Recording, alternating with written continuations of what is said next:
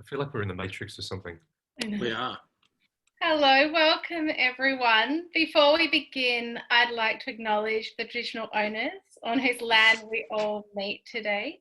I'm here on Wurundjeri country of the Kulin Nations and pay my respects to their elders past, present and emerging, and acknowledge that their sovereignty over this land has never been ceded.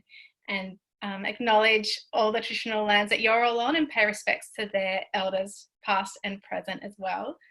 My name is Kirsty Albion. I'm the Executive Director at Australian Progress, and it's my absolute pleasure to welcome you all today to Australia at Home. We're having a very important conversation about the crisis of racism at the moment. So we've got some brilliant speakers, but just to get some housekeeping, while we're all getting started, if you could just update your name so we know who you are and we can call on you if you have any questions. If you have any tech issues or if you have a question, you can put it in the chat. So down the bottom, if you go to the chat, we'd love to hear your questions. And while we're waiting, it'd be great to introduce yourselves in the chat. So let us know who you are, your name, and if you're part of an organisation or movement. You can do that in the chat now. And then in the top right corner, you'll see 9 little squares. If you can click on that and head to gallery view, that'll give you a chance to see all of the speakers and all the great faces. And if you can, while you're here, please turn your video on, because Australia at Home is a place where we can all connect when we're all at home and discuss the big issues facing our society in this crisis. So we're really thrilled to have speakers today from Democracy in Colour, Jason and Tim, talking about racism in this moment. But before we hand over to Neha, who will be facilitating today, I'd like to just thank all the partners who make this possible. So Essential, Principal Code, The Guardian, Community Council of Australia and the Australian Climate Conservation Foundation. So thanks to all the partners who back this project as a space where we can hear from civil society leaders, find out what's going on in this crisis and cheer each other on and ask questions. So thanks everyone for sharing your names in the chat. And if you haven't already, it would be great to just introduce yourself. Otherwise now I'll hand over to Neha, who's the co-director of Democracy in Colour, who will be hosting today. So thank you, Neha. Hi everyone, great to meet you all. I'd also like to acknowledge that I'm zooming in here from stolen land here on Kaurna land. So I am the National Director at Democracy in Colour, a racial and economic justice organisation that's run by and for people of colour. We run campaigns and training programs to tackle structural racism. And I've also worked as a community organiser and campaigner in the climate movement, digital campaigner in the union movement, and I've worked as a political staffer as well. I'm very excited as well to introduce our speakers today. I'm sure many of you are already familiar with these folks, but I'll give you a quick run through because they are quite impressive.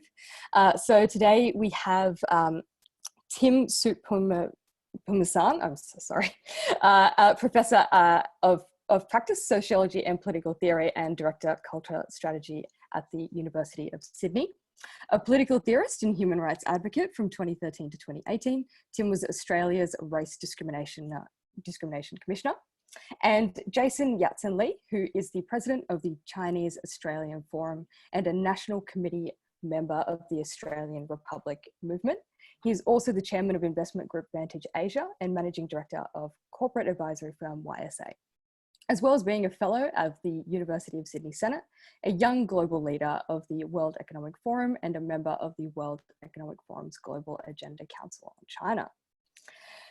So today we're going to have a bit of a broad-ranging chat that covers race, economic tensions, and of course, all in the context of a pandemic. So what we're seeing right now is COVID-19 amplifying the racism that is constantly simmering in Australia. It's always on the brink of bubbling over. And at the point that we're at now, it's bubbled up enough for the broader, I would say, white population to notice. It's a perfect storm with hundreds of years of xenophobia in Western consciousness.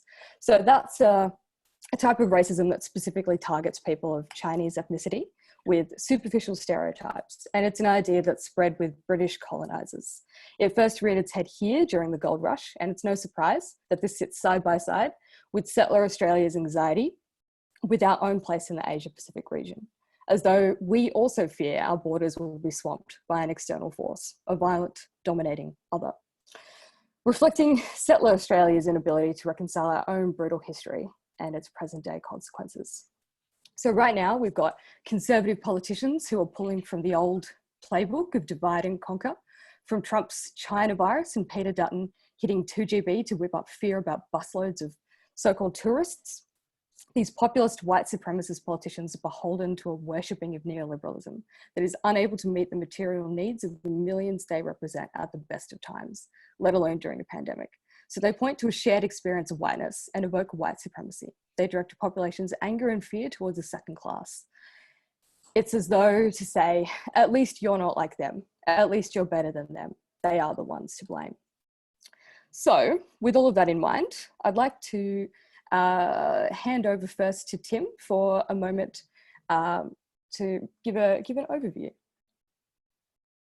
Thanks, Neha, and hello to everyone. It's fantastic to be joining you and moreover to see where you're from. I think this is one of the advantages of doing this online. You actually get to see who the audience is in a different way to what you do in physical form. To answer Neha's question as to where we are now today with racism, I think we can say that the pandemic presents us a challenge on a number of levels. We've already heard it being described by our political leaders as a twin crisis of public health and economy. But as we all know, there are some serious challenges being mounted to our society as well, and that includes on the racial dimension.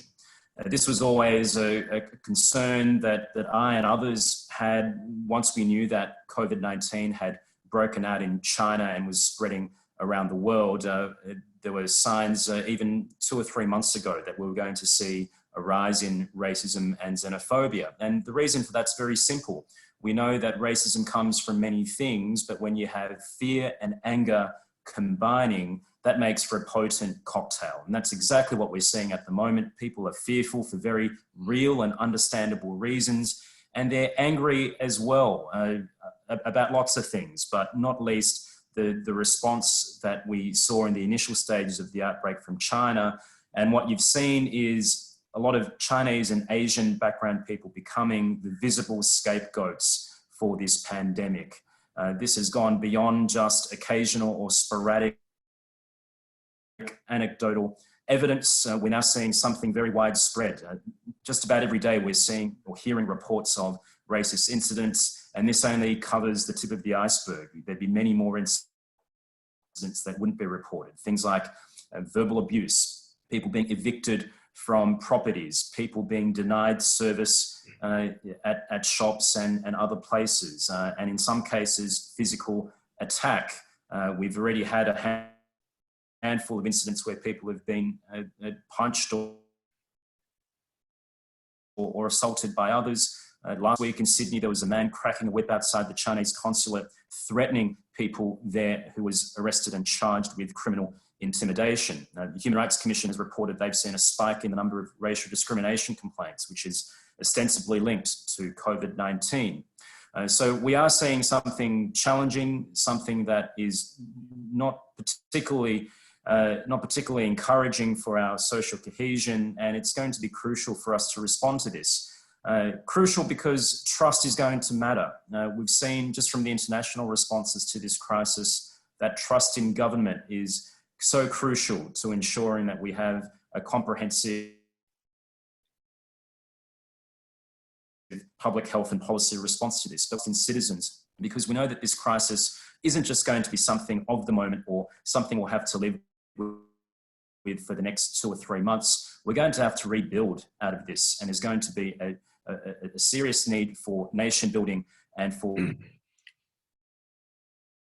social and economic recovery. Those things can only happen if you have a reservoir of trust existing among citizens and members of our society. So the challenge here in combating racism is one that all of our society must acknowledge and must face up to if we're going to get the recovery right.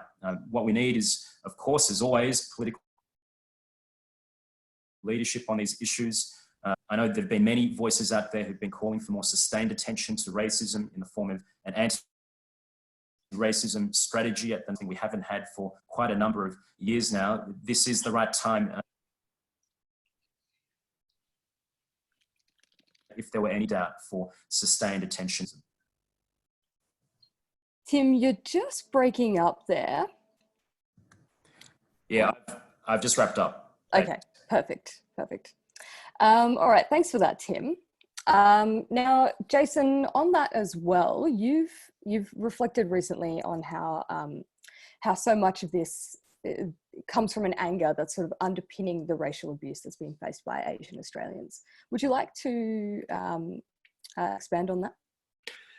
Yeah, I mean, it's a worrying time, and it kind of feels. I was talking to a friend this morning and remarking to her that it kind of feels like back in the late 90s again when we were doing Unity.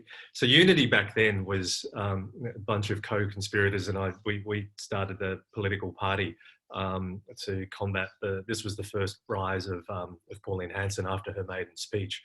And I was talking to my friend and said, look, in some ways it feels like Unity all over again, which was a little bit sad because it kind of shows that, you know, in the 20 years since, we've kind of gone nowhere. And we were both kind of laughing, thinking, "Oh, we're getting too old for this shit." But thinking about that a little bit more, I think what's happening here is in some ways even more concerning than what was going on in the late 90s with the first rise of Pauline Hanson. And I think that that's for two reasons. One is that there's an extra layer of complexity here now. And that complexity comes because of the PRC, the People's Republic of China narrative that's sort of woven into this debate. Back with One Nation, it was kind of, as you were saying, Neha, an extension of that sort of anti-Chinese sentiment that stretches all the way back to Federation and back to the Gold Rush days. And it was that kind of dumb, stupid, in-your-face racism. This time it's much more complex because it's tied up with geopolitics, with Australian values, with the rise of a new major power. It's getting pretty complicated now, which is one challenge. The other challenge, I think, is a lot of this stuff is getting mainstreamed, right? So if you look at people who are influential people who are driving these sorts of narratives, it's not only Sky News, it's not only the conservative press. There are people from across the political spectrum, including sort of Fairfax, the ABC in terms of some of their reporting, who are driving a bunch of these, may I say, quite populist narratives. And that presents a particular challenge because it mainstreams this stuff. It mainstreams these narratives. And so that is, I guess, the context for what we've been trying to do around this open letter and this petition campaign that we might talk about again a bit later on. Yeah, actually, that's perfect. I will ask you to give a little bit more of an outline on that letter and petition, in particular, why now and why this moment and why these people as well. Yeah, it's kind of funny when you get a confluence of, you know, what's happening in your personal life and also what you're seeing from your social media. So, you know, I was beginning to feel it a bit out there with COVID-19 and the corona, like, you know, coughing in the supermarket. You know, it's a pretty anxious kind of thing. I kind of feel the eyes on me there, and it really came home when I had an elderly friend who lives nearby who's Asian Australian, and she asked if I wouldn't mind going and doing some shopping for her, and I said, look, are you not sort of feeling well or whatever? And she said, no, she just felt she didn't want to feel the anxiety on her when she was up there. She really felt the antagonism and she just didn't want to feel that way. And so that really drove home to me, there are people now, fellow Australian citizens, who aren't feeling comfortable going to the supermarket in their own cities. And there's something really profoundly wrong with that. And so that is what caused us to firstly released this open letter. We wanted to do things a bit differently. We kind of wanted to get a group of people together who were Asian Australians. We had a big debate about, do we make it broad, do we make it narrow? But we wanted to get a group of Asian Australians who were kind of known and had a little bit of a mainstream profile, because we really wanted to drive this into the mainstream and make a really positive statement that does two things. A positive statement that can be unifying, to say, hey, we really need to stand together here, number one. And number two, that could tell the victims, and I think, as Tim said, a lot of people cop this stuff and they don't have a profile, they're not particularly well connected, and they just sort of cop it, they suffer in silence. And we wanted to say to those people, look, you're not alone, and we stand with you. And so that was the open letter. And we followed it up then by opening it up and launching this petition on change.org called Unity Over Fear. And it's going pretty well so far. We've just ticked over 13,000 signatories. Both major parties have supported it. Penny Wong from the ALP and Andrew Bragg from the Liberals, and we hope to have it tabled in Parliament once Parliament sits again. And so we're kind of heartened by the response so far from the community. Great. Tim, you've also discussed the need for national cohesion in the context of existing suspicion and fear towards Asian Australians. What are your thoughts on how we address national cohesion and race in this moment? Well, it begins with acknowledging that racism comes in many forms, and it's not just the violent explosions that count as racism. The more insidious forms of prejudice and discrimination do enormous damage as well. This goes to Jason's point about how it's in many ways worse today. How the racism today is in many ways more challenging to confront, because it brings together so many elements and is woven into narratives and stories that many people give credence to without thinking twice about. To give a concrete example, think about how rumours about tourist buses going to regional town centres have been cleaning out shops of goods and groceries in recent weeks and months. Now, given the proliferation of such stories and rumours, you would have thought there would have been some photographic evidence of this, given that everyone carries a smartphone with them. But there's been no evidence of such tourist buses going to regional centres. That's an example of how insidious and how dangerous the rumour mill is. And we've got to understand that there are political actors out there at the moment who are intent on sowing division and hatred. We know that social media is a potent form of spreading misinformation and disinformation. This is another example of that playing out, and it's certain groups in our society who are copping the brunt of this. So how do we deal with suspicion? I think one is we've got to ensure that we have truthful debate and that we continue to press people for evidence when they make allegations about groups doing certain things. I think we've also got to be very mindful of the dangerous conflation that people can make of different political issues. So we're seeing at the moment a mixing of debates about the coronavirus and racism with debates about the Chinese Communist Party and about Chinese influence in geopolitical affairs, to the point where I think many people of Asian backgrounds, not simply Chinese backgrounds, when they call out racism, are being challenged to condemn and to denounce what's happening in China. Now, I think you can denounce what's happening in China, and we should be denouncing things which are contrary to human rights. But if you're an Australian making a point about racism in Australia or making an argument about Australian society, you shouldn't be made to answer for things which are happening in China. You're entering into debate as an Australian, and yet people are being very happy to judge your contributions as though you were something other than Australian.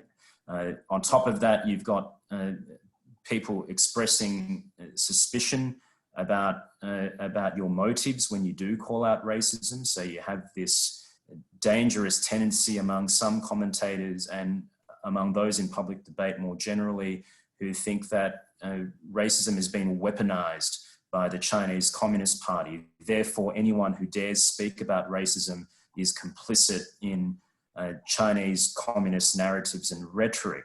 These are two things, among others, that we need to get right if we're going to deal properly with this issue of suspicion that you raised, Neha. And I think it's really important that we don't ever apologize when we condemn or call out racism, and we've got to be absolutely clear that the last thing people want to do is to experience racism. And if we're calling out racism, it's because we care so much about the country in which we live and because we're committed to ensuring this country lives up to its best.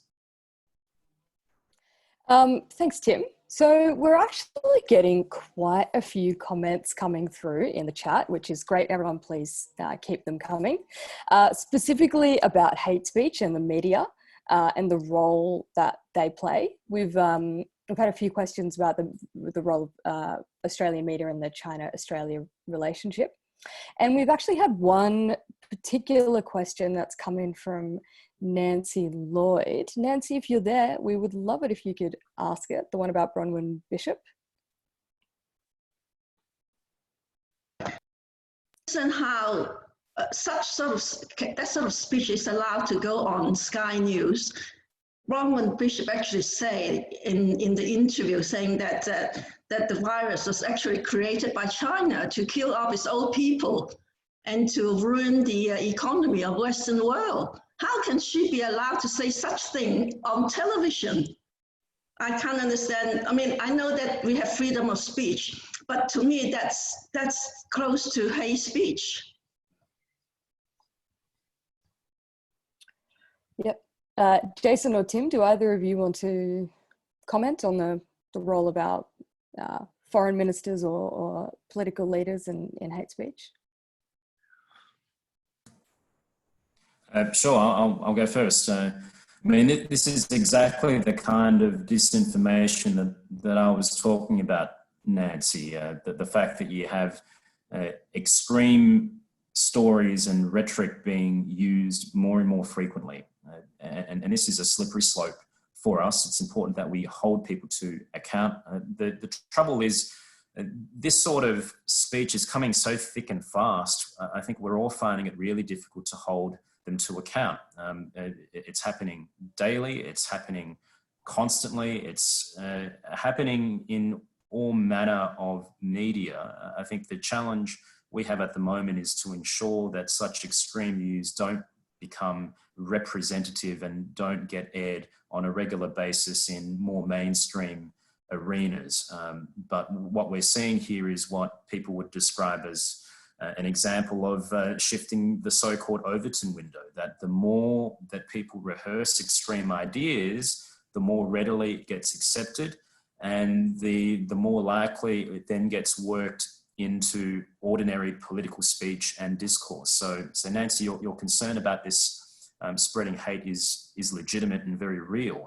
And I know that there's little evidence to support the idea that this was a man-made virus, at least based on the research that I've seen from my colleagues at the University of Sydney.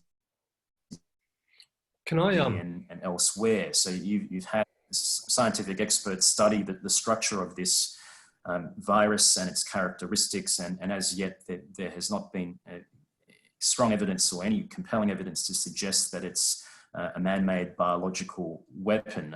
Aware that there have been some reports overnight about how there may have been a situation involving a scientific laboratory in Wuhan, and I think again we come back to the facts here, right? If that is a story, let's hear what it's about. But the evidence at this stage does not appear to support any conclusion being drawn about COVID-19 being the product of a man-made virus. Can I, can I jump in here and say that there's so much complexity in this debate now, because it's weaving together all these different narratives and nuances around geopolitics and the rise of China, the role of the Chinese Communist Party, historical circumstances in Australia, and then this viral sort of pandemic. And in that context, it's really, really hard to have a rational, unemotional, informed debate about this stuff. And I think that's a really big question that we all need to wrestle with. How do we do that? And you would think that in a well-functioning democracy, the media has such an important role to play. You know, and one would think, you know, when I go back to university and you go back to political theory and you think, well, what is the role of a free media, a free and independent media there? You know, part of their role is to disseminate free speech, hold leaders to account. But there's also got to be an educational role to get facts out on the table so that people can make informed, intelligent choices. And the difficulty now is, because media has become so disaggregated, you know, there's major media organizations, there's social media, there's information flying all over the place, and so much of it is fake. It creates a real problem. And I really hope, and I would urge the big media organizations to say, yeah, we get it. You need to sell papers, you need to get eyeballs on screens, we get it. But there is a public education, there is a public interest role that is so important in what you do. And going back to what Tim was saying, the role of the University of Sydney, it's almost as if in this environment, it's almost as if the academy, universities, institutions of learning need to step forward and almost become a fourth pillar of democracy, at the very least to put facts and truth into the public debate in this current environment. Thanks, Jason. Tim, I noticed before as well, you were mentioning how, you know, it's not just the far right media who are propagating these ideas. It's even on the ABC, for instance, where you'll see stories about coronavirus and there'll be an image of miscellaneous Asian people or something like that, or to that extent, or similarly with Fairfax.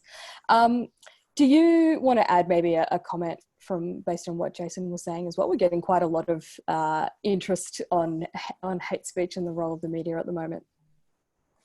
Yeah, it goes to the insidious creep of prejudice and how easy it is to normalize racism.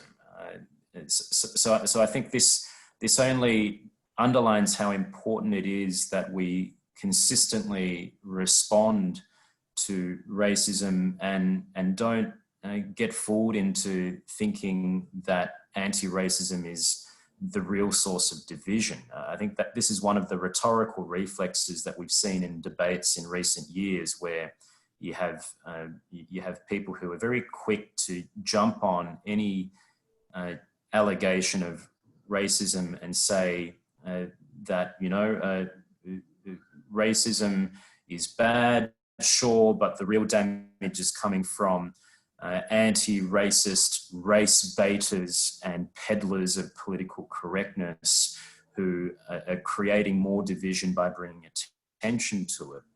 But that's the situation I think we're finding ourselves increasingly in our debate right now, because we've had numerous debates about racism and free speech, including, as many of you would know, 2 sustained attempts to repeal racial hatred laws in the form of the Racial Discrimination Act. So race has become very much part of our contemporary culture war. So I think that's how I would make sense of what's happening in the context that we're seeing, and it's exacerbated within media by the fact that we don't have a media today that necessarily reflects our diverse character as a society. If you have lived experience of racism, then you're going to talk and communicate about racism in a very different way to someone who might see racism only as an abstract phenomenon and hasn't actually lived or breathed prejudice and discrimination. So what we're seeing here is a reflection of in part, the situation we have in Australian media, where some voices are much more easily heard than others because they're given a platform more frequently than others. So if you think of extreme voices on the right, they are given platforms from time to time, including by mainstream outlets. We don't, however, seem to do as well at giving a platform to those who encounter racism in systemic and structural ways. Thanks, Tim. We're getting lots of questions or comments as well coming through about what we actually do about this. What do we actually do about hate speech in the media? So I'll point to two things. One, very quickly, Democracy in Colour, the organisation where I'm at. We're actually running a campaign called Hate is Not News. Jess will, in a moment, drop a little link into the chat, which has a bit more information about the campaign and a pledge that you can sign, so you can become part of the campaign as well. So that's one thing. And the other thing as well, I might actually throw to Erin, who is here, to talk about a survey as well. Oh, thank you. Am I unmuted? Oh, great. Yes. Thank you for giving me a quick couple of minutes. So as many of you guys are aware, there's a couple of us, including Osman Chu and Democracy in Colour and Diversity Arts Australia, are partners to the COVID-19 coronavirus incident report. And so we launched that probably over a week ago, just to ensure that Asian Australians who are facing racism as a result of COVID-19 in Australia have some avenue to report that. And so it's just been over a week, and we've already had over 160 legitimate reports. So, you know, we've had a few troll reports, but the 160 are legitimate reports of those who have faced racism. Now, I can give you a very quick brief of the results. So the majority are females who are facing the results, is about over 60%. As well as majority of the racism are happening on the sidewalk. So when they're, you know, taking a walk, cars stopping by and yelling out racial slurs and things like that. And obviously the majority of them do not report it to the police because, you know, there's been a few physical racial attacks, but a lot of them just said they didn't feel comfortable reporting it to the police. And there was also people who said that there were also language barriers. So there were concerned about that. So we'll give a bit more results later on, but if it's okay, I'll drop the survey link in the chat later on. And just want to thank people like, you know, Tim for always speaking out. Long time no see, Tim, and same as to Jason as all the stuff that you guys are doing. Thank you. Thanks, Erin. Thanks, Erin. And for those who, you know, the chat is constantly moving, and we've certainly got the links in there, but before we wrap up as well, we might just drop all the links back in there so that everyone can go off and sign up, sign things and take surveys and so on. Now, the other thing as well that I wanted to draw upon is this theme of what we do next, this idea of, you know, what do we actually need to do to tackle these issues? Jason, you've spoken a little bit about the need to look at what we need to do to develop that solution, whether it be a national conversation or other sorts of things. Do you want to chat about that a little bit? Yeah, no, happy to. Thanks, Neha. So this brings us to John Howard, right? And you know, in the late 90s, and John Howard's interesting here because, you know, on the one hand, he's responsible for probably the greatest surge in migration, you know, in Australia's history, and the expansion of the migration program, particularly permanent sort of skilled and temporary skilled migration. But on the other hand, at the same time, as I think a lot of people on this chat would know, he also kind of lobotomized the Australian sort of conversation around what it means to be an Australian, right? He kind of said, well, that's all settled. And we don't need to talk about that because we all know, you know, what it is. And it kind of cut off the debate, you know, back in the late 90s at that point. And so we've got this weird situation now where the reality of Australian identity that you see on the streets, if you walk out there and you see all the diversity out there, it hits you in the face in most places, not in all places. But we have a definition of what it means to be Australian. We have a bunch of national myths and symbols, which are pretty inconsistent with that. They're still pretty monocultural, and they're still very sort of grounded in a bunch of historical sort of myths. And so I think one of the things that is really important is we need to have a big national honest conversation around what it means to be Australian in this day and age, and in a way that reconciles our past and, you know, our present and our future.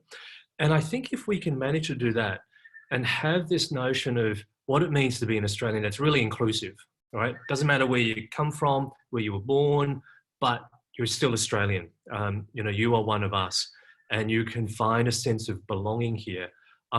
I think that will cause us to really begin to chip away at some of the really underlying reasons why we have these issues, these ongoing issues with racism in Australia. And I also think it'll make us a bit more confident, a little bit less anxious in, you know, our way of life and the definition of our way of life, so that we all, you know, we get so anxious about, you know, what the Chinese Communist Party is going to do to us here. And, you know, I hope that we can approach these really difficult questions. They are really difficult questions, but I hope that we can approach them from a perspective of confidence in our own democracy and confidence in our own institutions.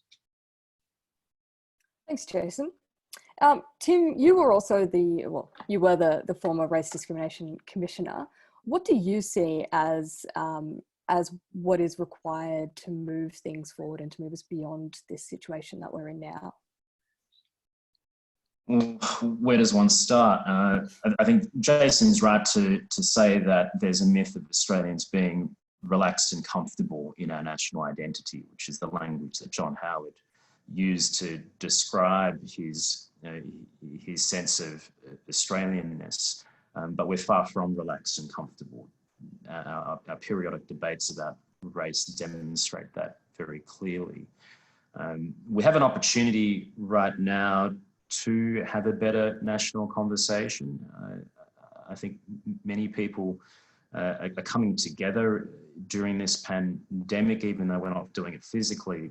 Obviously, there is a sense of shared experience and solidarity we're having at the moment. And if we're able to channel that for civic purposes and for building a better and more inclusive nation, then that, I think, gives us a path out. I don't necessarily see that as a guarantee at the moment. If you look at the language that our political leaders are using at the moment, think of what the Prime Minister said last week in Parliament. He described the coronavirus pandemic as a threat to our national sovereignty. Now, that I think strikes a very particular note, which frames this challenge as one about security. I actually think a better way of framing the problem is as one of nation building. What we should be thinking about doing is not just responding to the situation right now. I think the war analogy as well is one that doesn't necessarily work perfectly. I think there are elements of our response which resemble what the country looks like when it is on a war footing, but I don't think a wartime analogy is a perfect one. But there is something around the idea of rebuilding and coming together as a community that I think will be crucial. So I think that's a leadership question for me, and that's what I think should be done at the leadership level. In a policy form, I think it's got to involve the government taking racism seriously. We haven't had an anti-racism policy at the Commonwealth level since 2015. This is despite the alarming normalisation of racial hatred, the rise of far-right extremism, and no shortage of of advocacy from multicultural and Indigenous Australians about the need for anti-racism measures. That needs to be done. And then at the level of civil society in our everyday lives, there's something all of us can do as well. And it needn't involve anything heroic or anything political. I think what I'm talking about here are the everyday interactions and conversations that we have.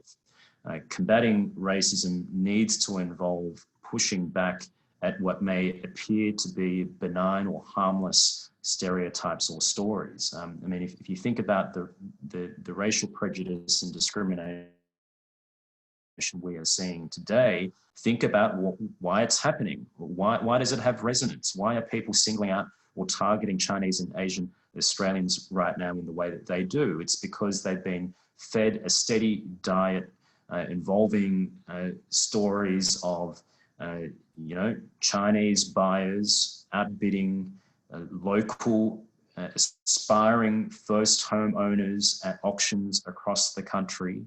Never mind if these are people who are Chinese Australian or Asian Australian, they're always referred to as overseas Chinese buyers. Think about the kind of animus that has built in recent years over things like, grocery shopping and baby formula.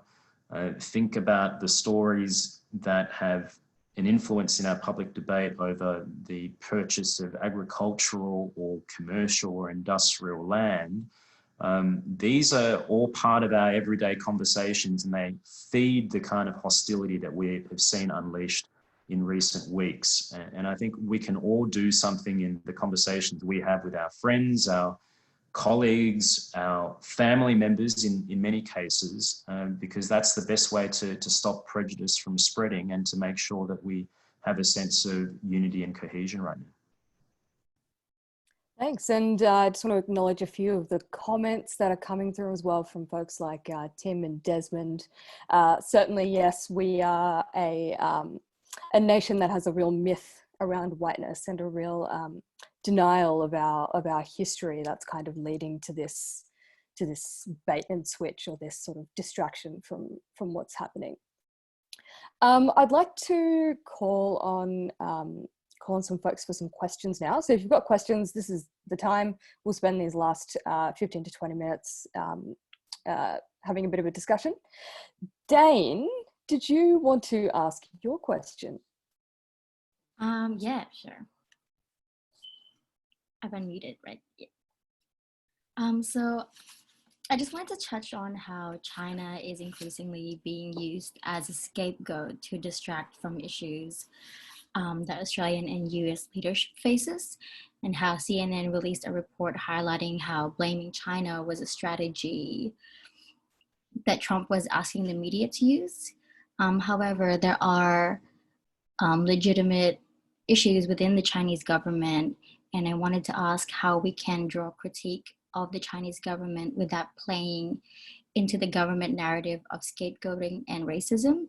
Like, is it our role in the West to critique a developing country from the global South that we have a history of imperialism and colonialization?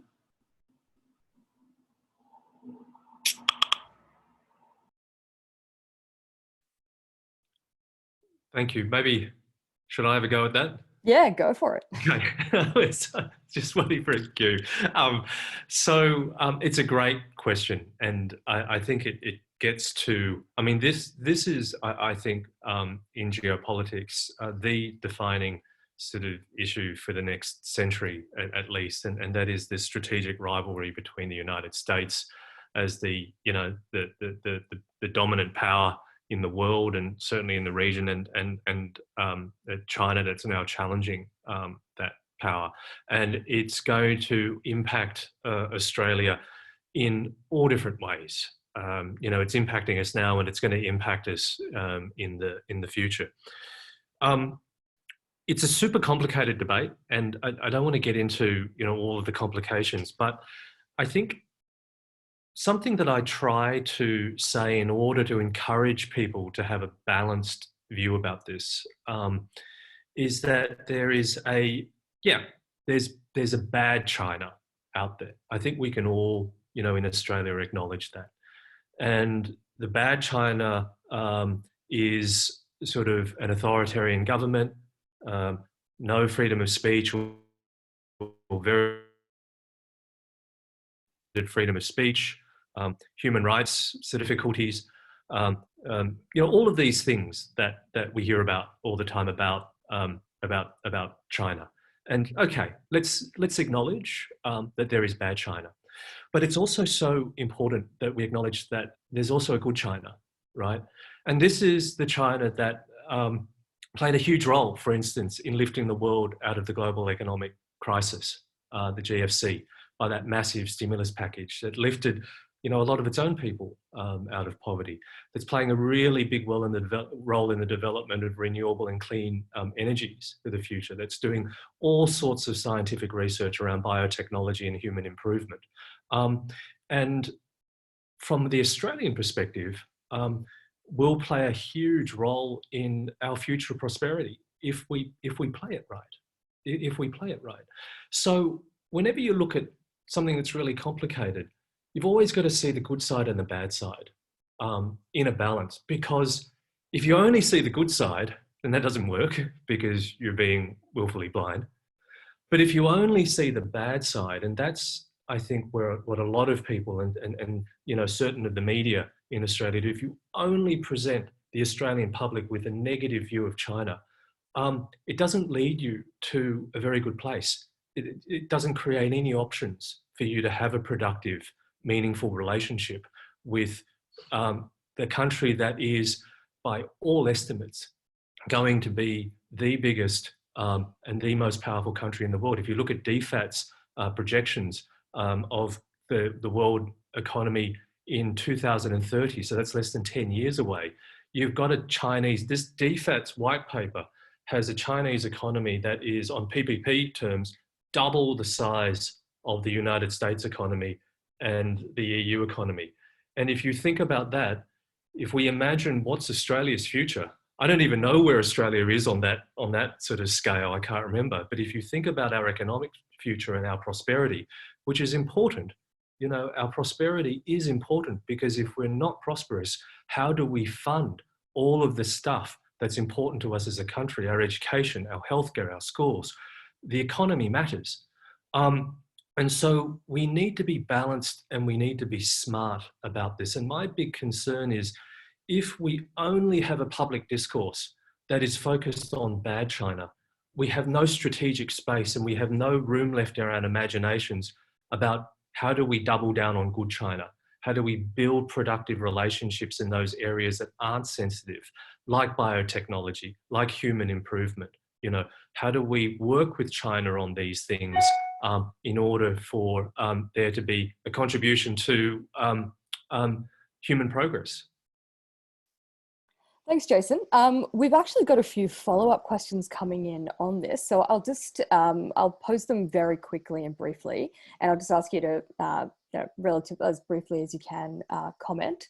So we've had folks like Jess Tran and Check ask about what the good China, bad China dichotomy almost means for people of Chinese descent in Australia, and also I think how we reconcile some of the human rights abuses or the you know the racialized problems that are happening in China with this relationship as well.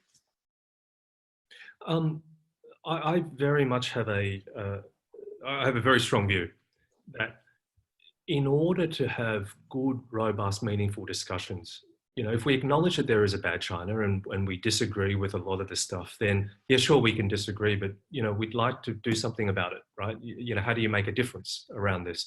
And my argument is that the best way you can make a difference to it is if you can actually have respectful conversations with the top levels of the Chinese leadership about these issues. And therefore, if we double down on good China, if we build these relationships of trust and collaborations where we can, then that helps us build this relationship trust foundation where we can have those robust and frank discussions to say, hey, look, we really love the work that we're doing together on A, but, you know, we're not too happy about B.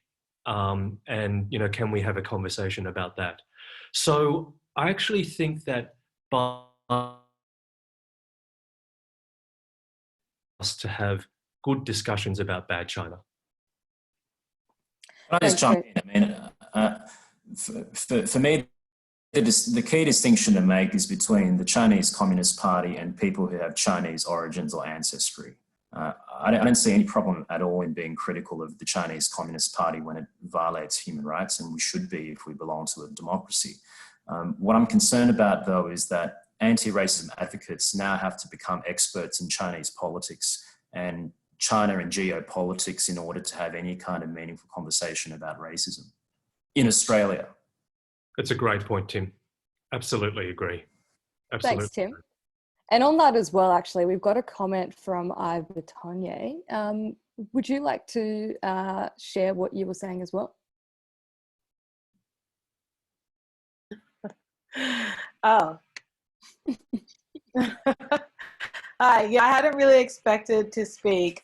But yeah, I think it's been a really interesting conversation. I just think that there have also been increased instances of people who are First Nations or Black being denied access to health services, not being treated equally. Like, I know we're talking about Australia right now, but looking at what's happening in America, how there's a disproportionate amount of Black people dying, and how there's a fear that something similar will happen in Australia with First Nations communities. And also looking at what's happening in China, and this is not the government, but actually like Chinese people that are discriminating against Black folk in China. It's sort of like, I think it's really important that we have all these conversations, and of course xenophobia is awful and should not happen, but I also think that we need to talk about how we can, I guess, work a bit more collectively in sort of, I guess, I don't know, countering what's happening and acknowledging that it's not just anti-Asian sentiment that is happening, but is like a flow-on effect that other communities are also affected by this. But yeah, that's what I was going to say. Thanks for that comment. I also, if anyone is interested, last week as part of this series, there was a session that focused on the First Nations impacts with Senator Melandira McCarthy as one of the key speakers. But certainly if there are comments from our speakers today, Jason and Tim, around the broader racialized impacts and the marginalization and you know, anti-Blackness and so forth, I'd be really happy to open that up as well. Yeah, I mean, I think it's a general truth that in pandemics, minorities tend not to fare well for obvious reasons. You see this very clearly in the United States, as it's been mentioned, where there's a disproportionate number of deaths among African Americans and also Hispanic Americans. I don't think the situation is playing out in the same way in Australia, partly because of the cruise ship issue that we've had and the demographic perhaps that tends to partake in cruising within Australia.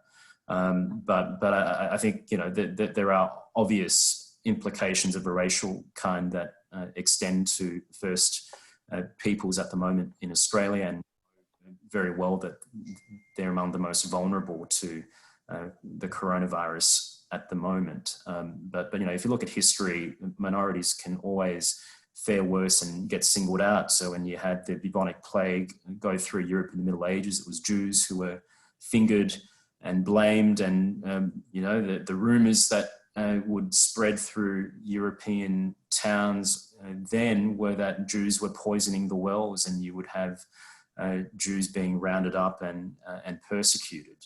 In the 19th century in America, when there were outbreaks of disease, it was Chinese immigrants who were blamed.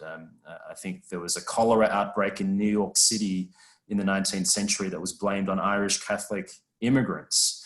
In the 1918 flu pandemic that reached Australia, I believe that some of the newspaper archives indicate that Chinese were blamed then as well. So I think as a historical point, there's something there, and I do think there is something important in what was said about ensuring that we have solidarity with people wherever they are and whoever they are if they experience racism.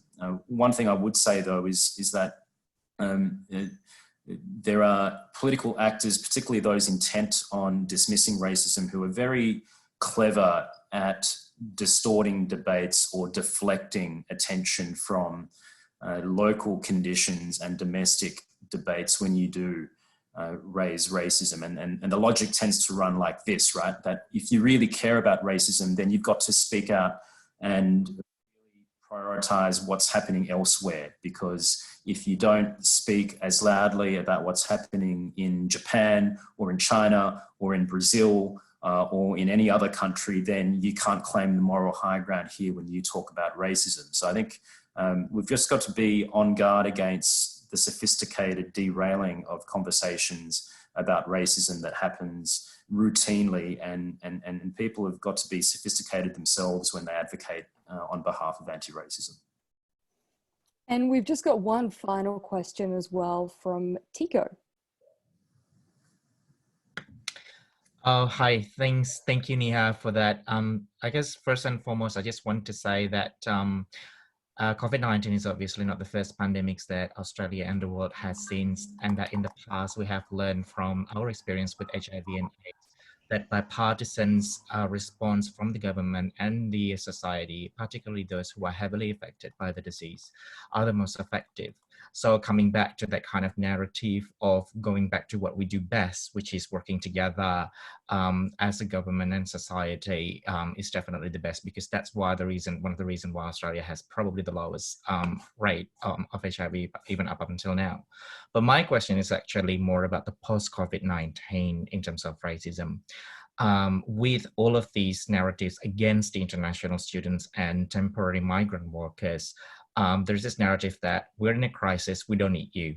But when the crisis has passed, we all know that Australian economies relies very heavily on higher educations, particularly those international students.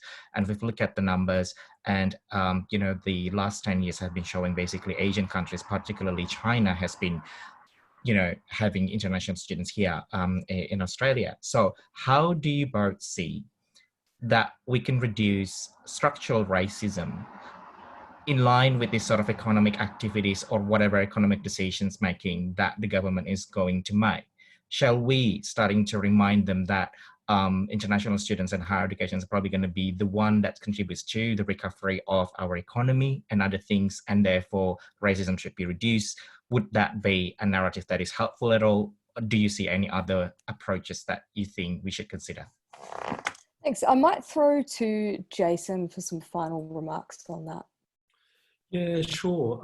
I think that international education on that point, it's our third or fourth biggest export now. It's right up there with coal and our iron ore exports. It's so important, not just to the economy, but it's a really important part of Australian soft power. And maybe this is a nice way to sort of pull this back into everything that we're talking about here. And that is that, if we're trying to define what it really means to be Australian, if we're trying to define what is an inclusive, positive sort of Australian identity in which everyone can belong, international education is actually part of that, because it allows people from all over the world to come and live amongst us for 1 or 2 years in the most formative years of their life, and experience, how we live, what it actually means to be here. So, I completely agree that we need to, shore up our international education industry, not just economically, but because it's our window to the world, and it's the world's sort of window to us. And related to that is, I guess, this question of not just who we are as Australians and who our people are, but what's our role in the world, right? So do we have a contribution to make? We're currently the world's 13th largest economy. We have European, British institutions but we're situated in Asia. We're a wealthy country. We have liberal democratic values. We have a super multicultural population. What's our role in the world? What do we hope to bring to the world? What do we hope to contribute to the world in the future? And how do we craft a national identity and a conversation around what it means to be Australian that is centred on that in a way that unites us all and makes us feel good and confident about ourselves. Thanks, Jason. And the last thing I'll do as well is just flag that Adri Lozano from the UTS Asian Australian Alliance is looking for volunteers to help with translation materials. So if you're able to do that, feel free to flag with Adri. And also all the links and all of the various side notes that we've mentioned today will be part of the report back email after this. So if you've missed anything, just know that you'll find it there. And with that, I'll throw to Kirsty. Wonderful. Thank you, Neha. I just wanted to finish by saying a huge thank you to Jason and Tim. Your comments have been extraordinarily insightful, and I love the way you wrapped us up there, Jason. I could see lots of nodding heads. Really appreciate your time and wisdom that you've brought, and very thrilled that this, along with all of the other Australia at Home events, have been recorded. So you can go to the Australia at Home website and we'll be able to see this recording. Like Neha said, it'll be shared around along with all the past events. And tomorrow we've got some Sharon Burrows, a UN leader globally, coming to share what are the impacts on workplaces, and it's one of many conversations happening on housing, on Essentials weekly report on Tuesdays with Catherine Murphy on what's happening in the Australian public.